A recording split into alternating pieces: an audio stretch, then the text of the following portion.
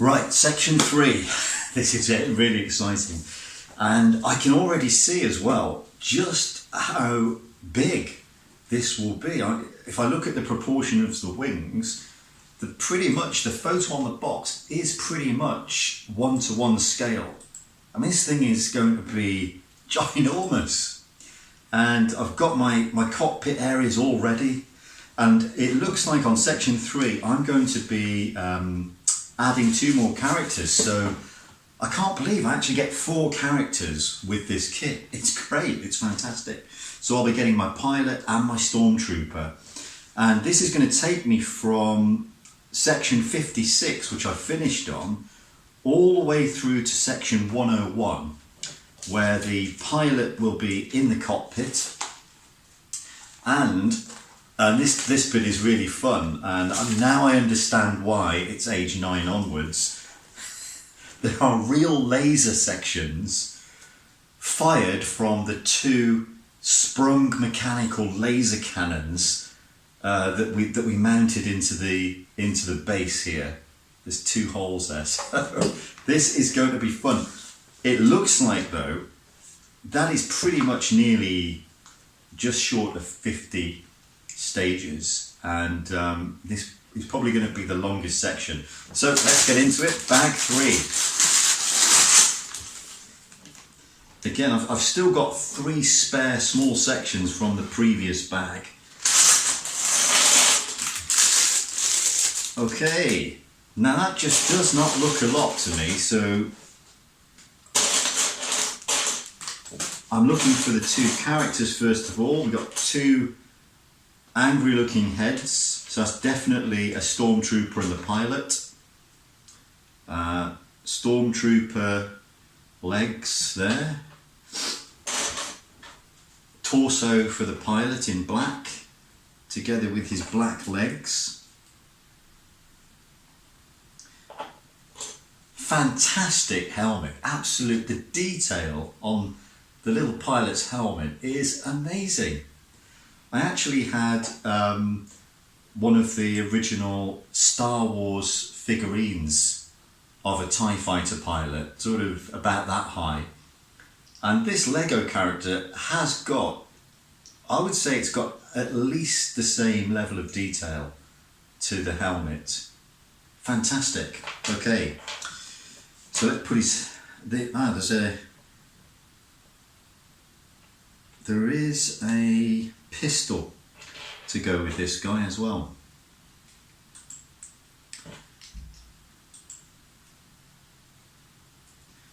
Let's see if we can find your pistol, little pilot. There it is. So he even has his, well, that looks more like a stormtrooper pistol. Yeah, that's a stormtrooper pistol.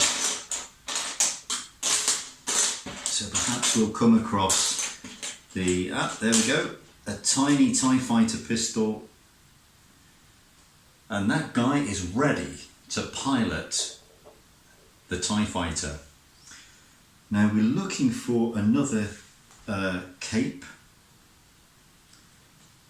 So I think what I probably have done, yeah, I've given a cape to the wrong character. So Solo has a cape, as does the Stormtrooper, but Beckett doesn't. Sorry, Beckett, we're going to have to take your head off, mate. Just surgically reattach. That's the beauty of Lego. He's okay. No Lego character was harmed. We now have a cape. So where is the torso?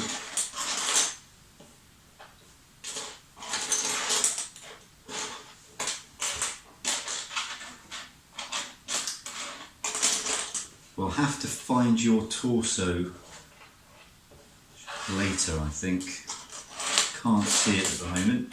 Now this could be the bit where I was puzzled as to there being 2 bags with number 3. So I'm going to put these sections of number 3 over here.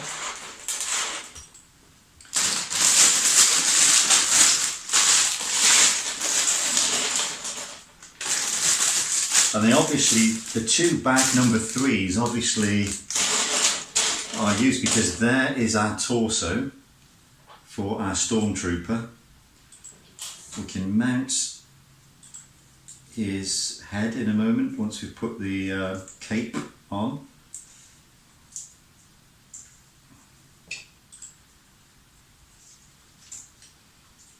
And again, the helmet it's absolutely fantastic.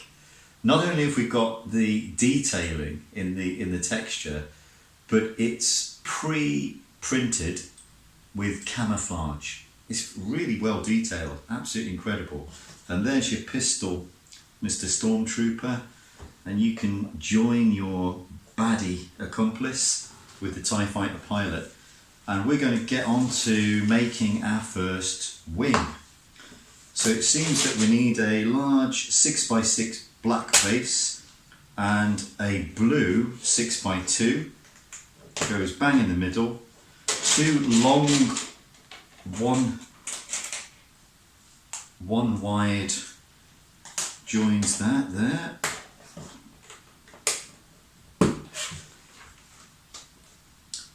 And we repeat with another 6x6 base,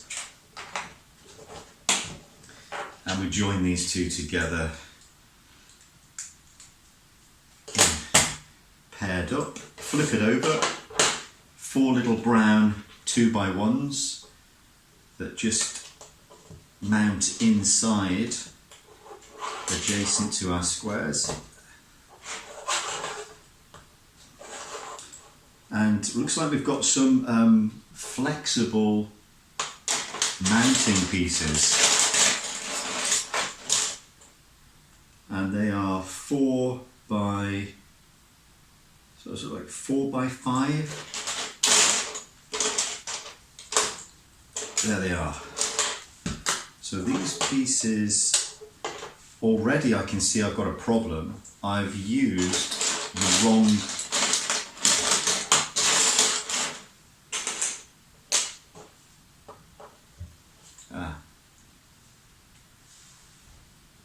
yeah, I've mounted one of these the wrong way around. Easily rectified, and that then allows space for these hinge sections to go in. Okay, so that was mistake number 1. Well, probably about mistake number 3. So we need a 2x2 black.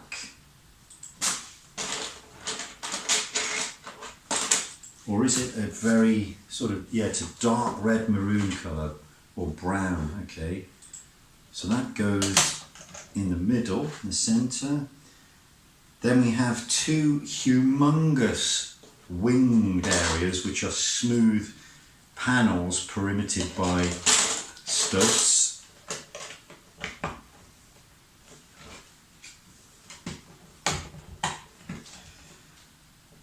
And a long 2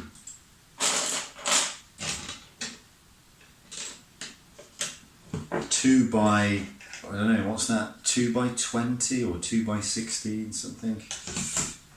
Now we've got to pre-assemble 2 end pieces which are slightly curved. So I'm looking for some crescent shapes, got them. Couple of 2x1 greys that have got clips on the end. 1, 2.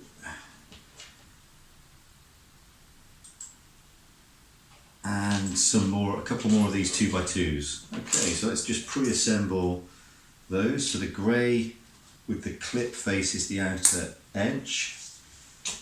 Brown goes really as a way of joining it to the tip of this wing, and repeat for the opposing section. Okay, that's onto there. Triangle pieces joining onto that, which look like they've got a 5 and a 3 section on them, and there's 4 of those. Okay, 2, 3, 4. 1, 2, 3, 4. Okay, I now need to pre-assemble a 4x1 black piece, which is there, and a 2x1 grey piece goes underneath.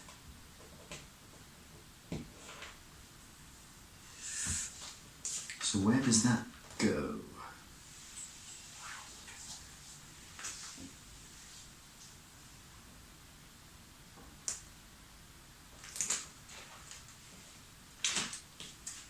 A little bit lost at the moment because I can't see where that thing is supposed to.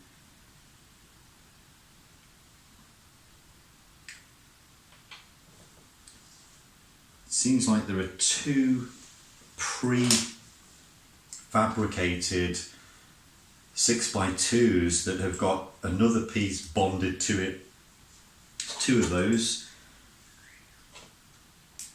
And this joins them together. Okay, yeah, so we've got that section, the long section now. That then is joined on by a 4x something or other width, there it is. Two triangular pieces go at the end of that, which have got 6 and a 3 section.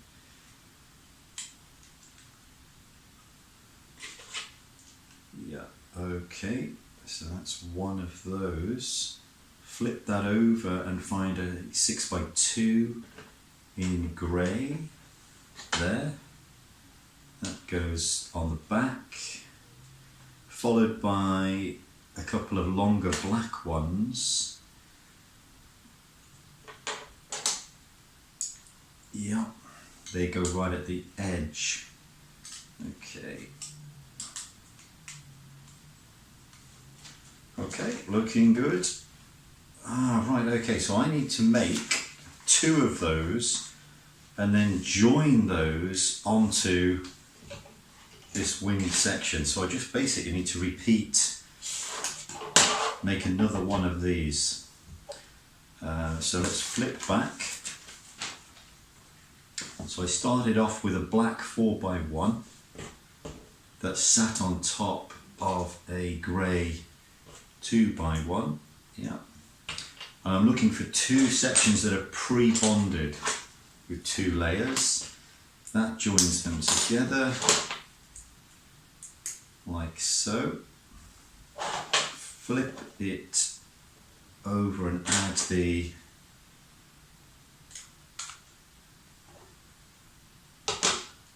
a black panel to that. Grey piece in the middle, 2 longer black ones at the side, and of course I need those winged sections on there as well.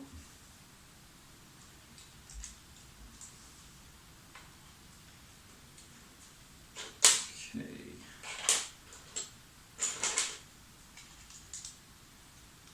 Right, so these 2 sections that I've made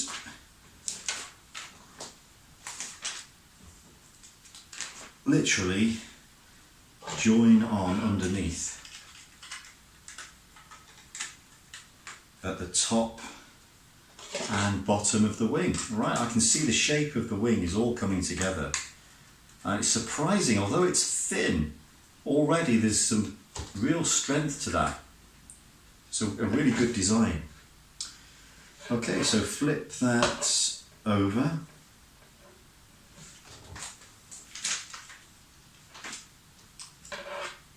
And add 2 more triangular sections to add a bit more strength. Actually, there's 4 of those.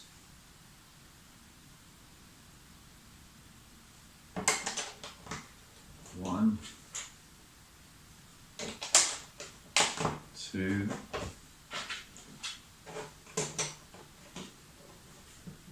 3, 4. Okay. A 6x2 goes across the middle to bind that together. There. Then we've got some hinged pieces. Oh, this is fantastic. Very delicate 2x1s that form a hinge. And they are to go onto the smooth section. So they actually operate as hinges as well. Great. I'm guessing from the picture that these will form the diagonal braces that we find on each wing. Really love the way that this is designed to fit together. 4 tiny grey pivots for each of the 4 corner tips of the wing. So they're going on. Wow. All this work just to make one wing. So I'm going to have to repeat this for the second wing. Then I've got my long braces, which, as we thought, connect out to those pivots. So attached to the hinge, slide, link across onto the pivot, join onto the pivot. The bracing is great. It's actually, this is exactly the triangular bracing that we would use on any kind of structural engineering project in the real world. So the techniques, even without describing them visually, this is teaching us the techniques of engineering without even realizing it. It's great fun. Right, now that appears to be section 3 done. So I'm guessing I need to repeat that for the next wing. And once I've got my 2 wings together, we'll go on to section 4. So I'll have a small break.